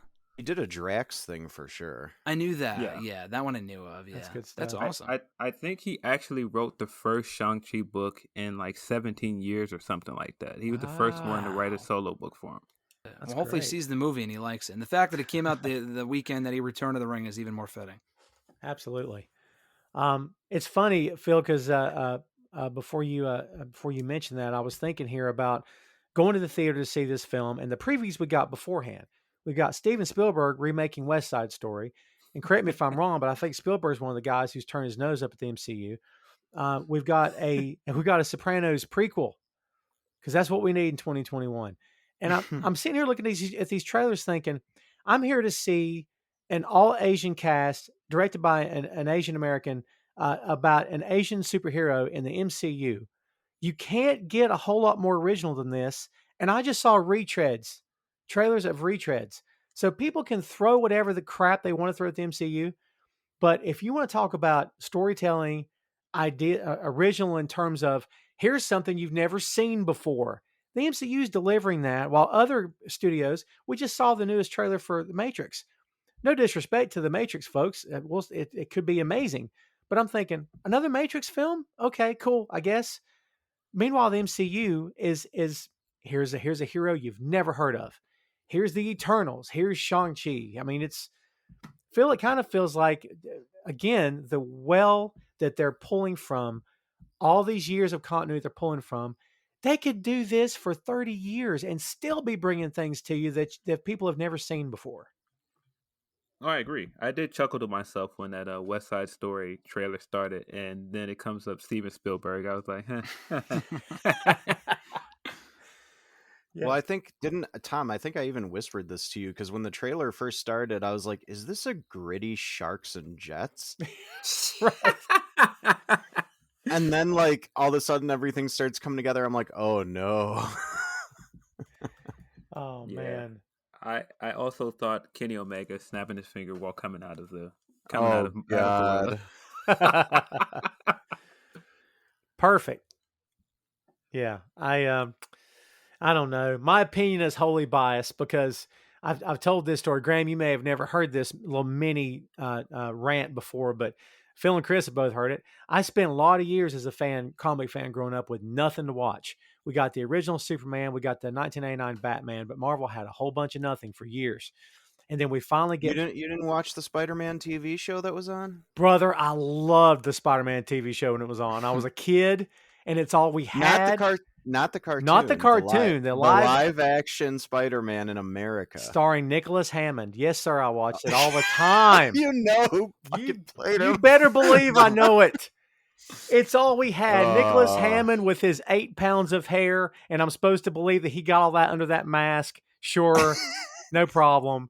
Yeah, but it's all we had. It's all we had. As awful as it was all we had. So, yes, I'm in the bag for the MCU. I'm always going to be in the bag for the MCU. They would have to tank this thing. This thing would have to go down in flames on a major level for me to walk away from it because I spent the majority of my life hoping for something this cool, and now I have it. And man, to me, and Phil, you and I have talked about this before here on this show, they reward their fans, dude. If you hang in there, and especially if you've been reading books for years, they'll throw things in there as a wink and a nod to say, hey, people in the front row may not get this or whatever, but that guy reading the book for 35 years in the third row, he's going to totally get this reference. I just love that stuff from this company, man. Oh, I definitely believe they do. I mean, when I first saw the dragon pop up towards the end of this movie, I immediately was looking around like, is this Fin Fang Fu? And it wasn't, but like I was like, just the fact that they had the rings and a dragon in the same movie is cool in itself. We didn't even talk about the post credits. Oh, we didn't talk. Well, we kind of did. We mentioned Wong, and we mentioned the 10 Rings issue there. Yeah. What do you guys think that the signal is calling? I mean, Oh, I that's of course good. think I know. I of course think it's Galactus. Like, who else could it be? Oh, Jesus, I don't want Galactus. Why It not? could be. I don't. It's too big, man. It's too big. He's too. I mean, if they're gonna do Fantastic Four, it makes a lot of sense for it to be the Galactus. It could be a Nihilus. It could be a number of things. He's too big. He's physically. What if it's the thing in the Eternals? That would make sense. Yeah, it would. But to tie it back to Shang-Chi and to tie it back to the council that they had that was kind of analyzing this thing, and there was so many scientists in there. That's what makes me think that it's like a big, like, cosmic threat. Graham, Galactus is too big. Back me up on this. What if it's Mephisto?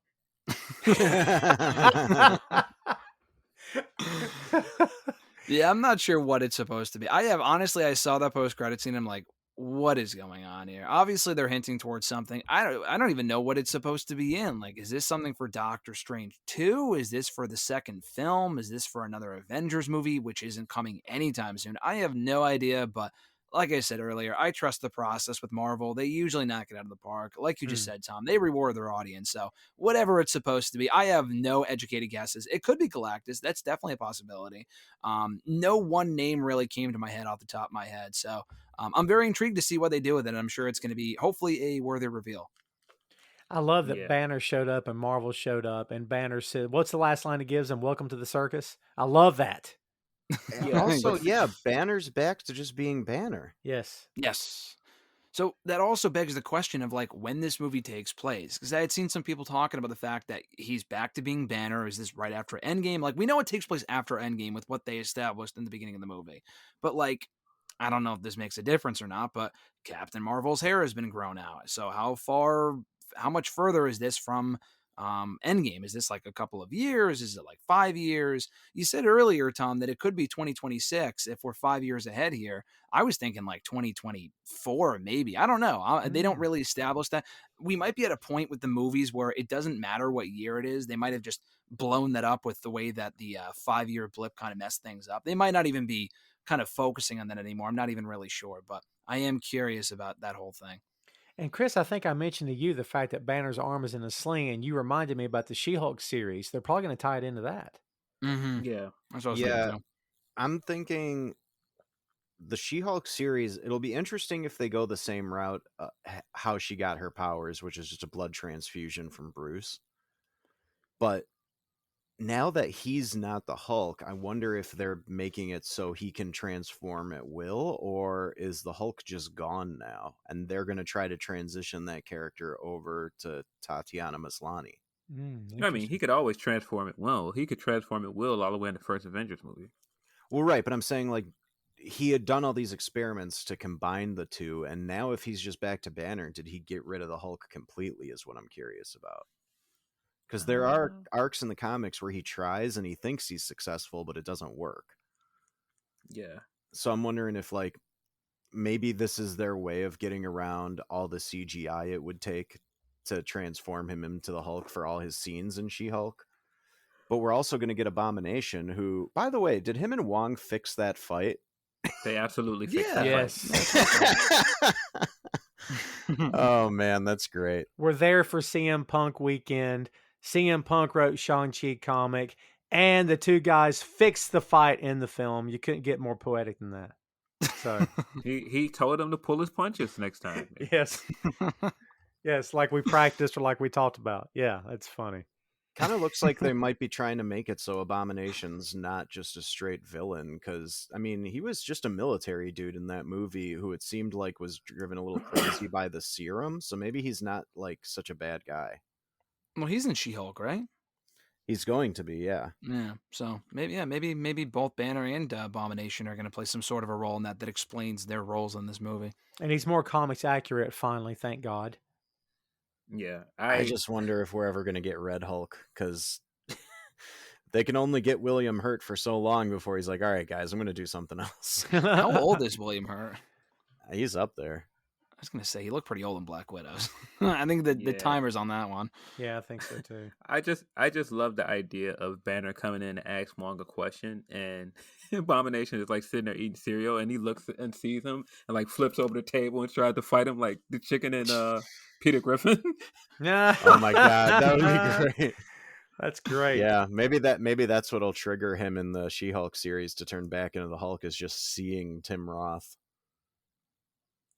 Yeah, he's 71, William Hurt is. Wow. Man. Okay. Well, he was talking. So before Shang-Chi, I had ended up like inadvertently starting and then completing like a whole rewatch of all the MCU movies. I didn't really intend to do it. I just started at the beginning and was like, you know what, I'm just going to keep going. Yeah. And there's that one scene in Civil War when he's like, so I'm on the golf course, and then I had to have a quadruple bypass. Right. It's like, man, the character is already in bad shape. So I just wonder if we're ever going to get Red Hulk. I hope so. I mean, it's an interesting thing to bring up because we always use the same old line. Well, just recast, but the MCU doesn't really recast that much. I mean, Terrence Howard, because Howard wanted a whole ton of money, and when you want more money than the star, they're going to tell you no. Well, So didn't he get paid more than Downey for the first movie to begin with? could be. I know that if he for sure wanted more for part 2, and they said no, we don't do that here. So, And which now Don Cheadle has his own show. Don Cheadle's amazing. He did great, and we didn't need Terrence Howard. But like, you cast someone else there. But if someone passes or whatever, I mean, do they recast Thunderbolt Ross? You think, Phil? I don't think that they need to at this point. Not that I we're think you wishing, not that we're wishing the bad. That sounds horrible, kids. We're not wishing ill will on the guy. Don't get me wrong. So Yeah, I don't think they need to recast him at this point. I think that they're fine, even if he's not doing the movies anymore. You could just keep Red Hulk in his CG form every time we see him. Yeah. man, it's just the idea of Red Hulk intrigues me. And I was getting ready to say, well, if they do it right, I'm thinking, well, yeah, they'll do it right. Come on. I mean, it may not be to everyone's liking, but they'll find a way to connect it. They'll find a way to connect the dots, and they'll be fine. Um, what else have we not talked about from this movie? Because I don't want to take this thing home too soon. What have I missed? Oh, I was curious. Was the village that Shang-Chi's mother was from, was that supposed to represent one of the immortal cities of heaven, like Kunlun? Oh, that's good. Because it seemed like they got there a little easier than they could get to Kunlun. Hmm. But Yeah. I wasn't sure if that was one of the ones from the comics that was well known. Yeah, I could see like all the references to other Asian things like Shangri-La and all those things. So maybe it's just like an amalgamation of like a comic thing and like a some kind of Asian mythology that we don't know about. Yeah. Yeah, it's a yeah. I don't know if it's in the comics, and again, I've been a comics nerd for years, but according to the description, it's inhabited by Chinese mythological creatures, including its guardian dragon called the Great Protector. And boy, when she said Great Protector, I thought, ooh, who are we talking about? But it was a dragon, so it's all good. But yeah, I don't. It could be from the books. Could be. I, I really loved that this movie essentially turned into an episode of regular show where it was like a very regular thing turning into like this full blown like fantasy endeavor. It's like, oh, okay, there's dragons now. Okay. Yes. Yes. And for the regular show episode of the 6M podcast, kids, go check the archives. It's right there, available for download today. Cheap plug. Yeah, you think it's one thing, then it becomes something else. Again, this movie has a little something for everybody. It's got this army, like this militia type of these soldiers, but it's all they're warriors first with swords, then there's soldiers, and then there's like the whole you said Tokyo Drift, now it's in my head, the whole Fast and Furious vibe to it. Then you've got the kung fu stuff happening, but then you've got the superhero aspect, and then you got dragons. It's yeah, dude, it's a lot to take in for sure. I could have done without all the glowy weapons. I thought that was a little like that felt too Marvel-y to me. Like, oh, Really? both sides have their own special weird weapons. Like instead of having the big hook taser things, they could have just used the Chinese hook swords that we saw in the flashbacks. Like I don't Gotta know. sell those action figures, man. Yeah, I know. Yeah, It just it felt a little too much like a comic book movie again in those scenes to me. It's like, oh, these guys have the orange weapons and these guys have the purple weapons. Now you know who's good and who's bad. Like I could have followed it just based off their uniforms.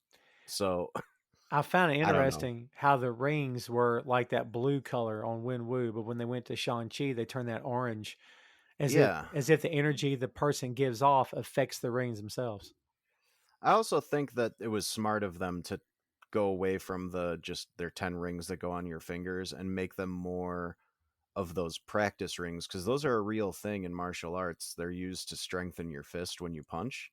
Nice. Yes, weren't those used in like a martial arts movie that I'm Kung drawing a Fu blank on? Hustle.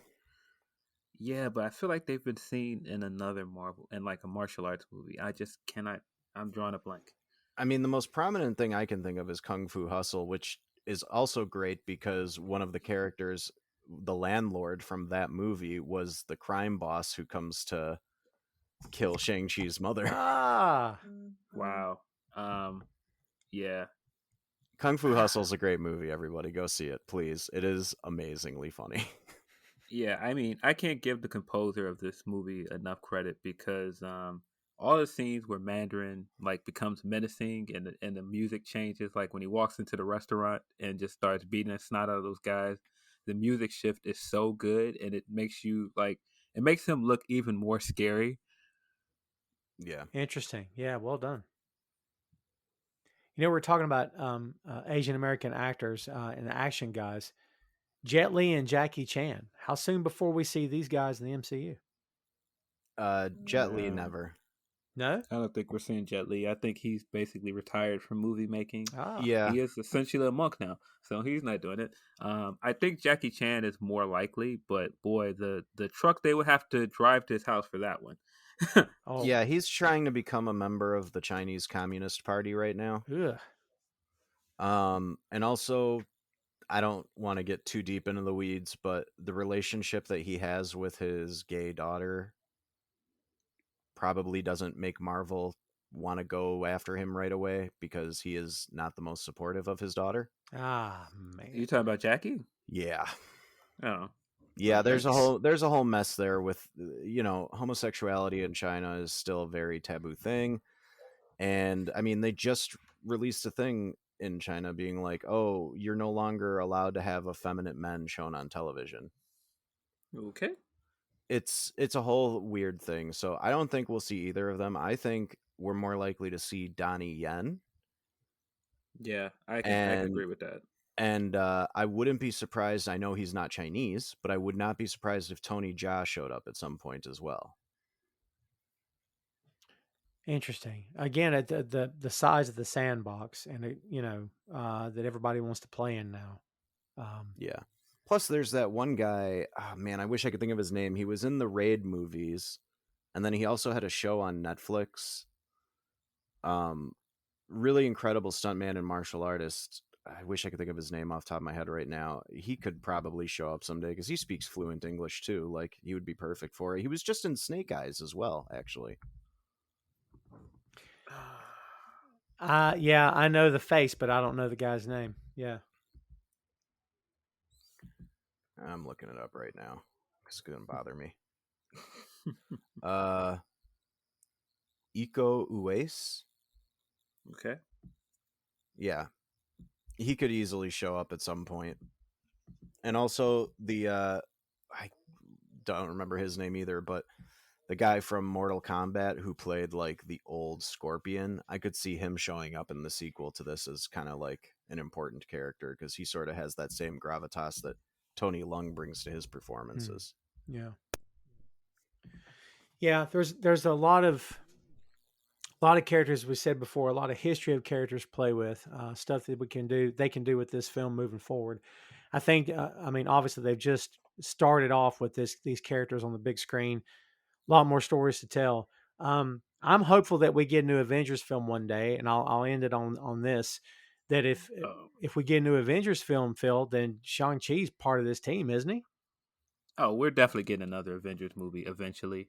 I I think it's going to take a little while to get there, but I mean, Shang Chi was a member of the Avengers in the comics, so it makes all the sense in the world for him to be among the team in the movies. Hmm. I mean, Kevin Feige just recently said Avengers 5 is very much underway. Wow. Yeah, it's happening It was eventually. like just the other day that somebody posted that quote from him. So yeah, it'll Oh, happen. wow. Graham, what's your thoughts on Avengers 5 without the two heavy hitters involved? Yeah, it sounds weird on paper, but I've thought that about a lot of the things that they've done going like into the movie or into whatever show, thinking, how could this work without X, Y, or Z? And yet it's still better than it has any right to be, or is even better than I thought it would be. And ends up being one of my favorite things in the entire MCU. So I think it's going to be fine. I think with so many characters to choose from, including, Shang-Chi and all these other characters that we've yet to even see yet be introduced in the MCU. And a lot of them they've given great character development to. And then the last couple of months through WandaVision, Wanda is now one of my favorite characters. And she was already great, but like her development on that show was great. Hmm.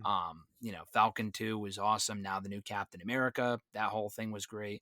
Loki's been awesome. So I don't think he would be I don't think he would part of. I don't think he'd be a part of Avengers 5, but I think it's going to be fine. I think the movie's going to be great. I mean, I am assuming anyway that there's going to be a decent amount of time between Endgame and whatever this next fifth movie is.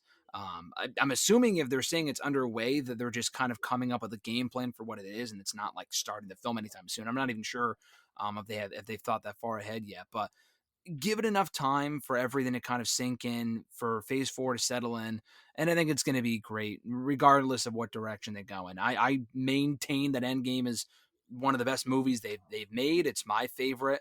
How they're going to top it, I'm excited to see, and I mean, it's going to be fun to find out. So I think it's going to be interesting to see not Iron Man, to not have Iron Man in it, to not have Captain America, but they'll find a way to make it great anyway. So I'm looking forward to seeing what they do with it.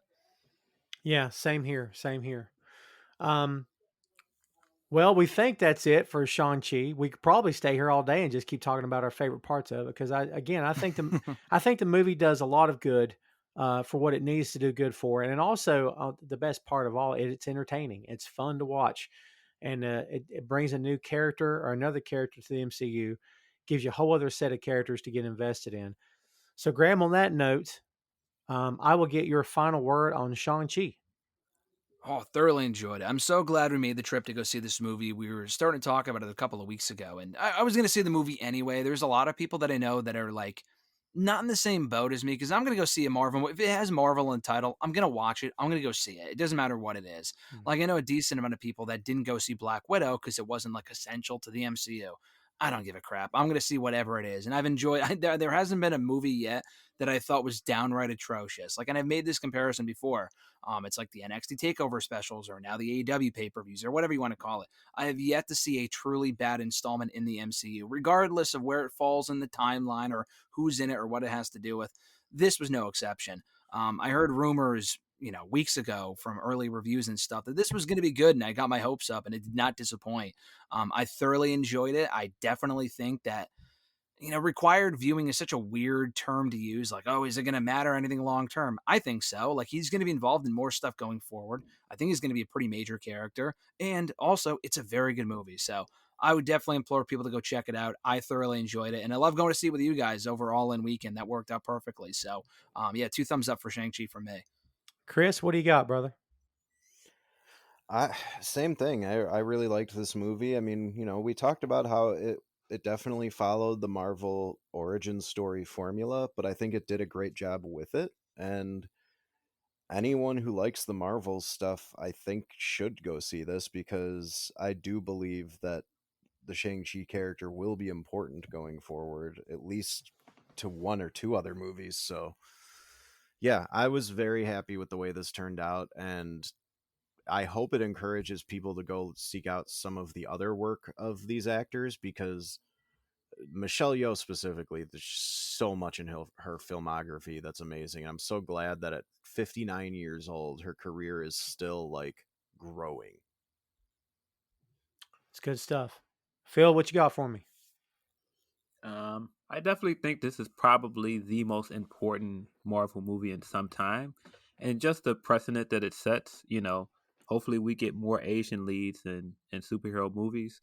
Um, and not just that, I just think it's just a good movie. It's not just a good movie because of representation. It's just a good movie. It's not what I would expect out of a Shang-Chi movie. It's not the, street level character that, I read in the books, but it finds a way to, use that character and do something even better with it. So, I loved it. Definitely was a great experience getting to see it with you guys. No complaints here. Yeah, it checks all the boxes for me as well. It's unanimous, kids. It's a hit. I really dig this movie. I've seen it twice. I may see it a third time. We'll see. I may wait for it to hit Disney Plus and save some cash in the meantime. But yeah, it's definitely worth it. And again, I echo everything you guys said. Seeing it and getting to meet you guys and hanging out together in Chicago was really, really cool. Getting to see this movie with other fans of like mind was again exceptional. So go out of your way, folks, to go see this movie. If you've not seen it yet, for goodness sake, what are you waiting on? It's Marvel. It's 2021. Look at the track record. They hit home runs more often than they strike out, which is always a good thing. And Shang-Chi is very much worth your investment and your time. And I can't wait to see what happens next, not only with these characters, but with the MCU. And that is Shang-Chi. Hey, thanks for listening to the show. Check out our social media on Twitter, Facebook, and Instagram at 6M Podcast. We'll see you next time.